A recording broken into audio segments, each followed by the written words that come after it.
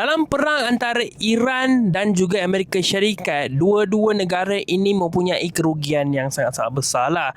Amerika Syarikat stok dia tengah menjunam, price market volatility, inflasi yang teruk dekat negara mereka sendiri. Dan Iran sekarang ini tengah mengalami letupan yang sangat-sangat besar lah dekat negara mereka. Kalau kita tengok dari bulan Disember sampai Januari tu memang ada protes besar-besaran daripada rakyat mereka sendiri.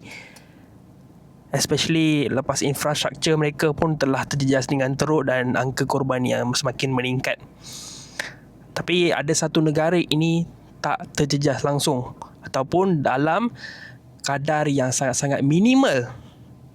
Okey, risiko mereka. Itu adalah negara China. Salah satu negara yang berfikir untuk jarak masa yang panjang.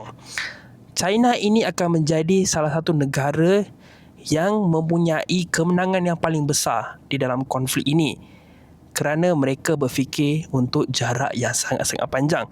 Apakah strategik China sampai mereka boleh berjaya ni dalam perang ini, dan prediksilah boleh berjaya dalam perang ini.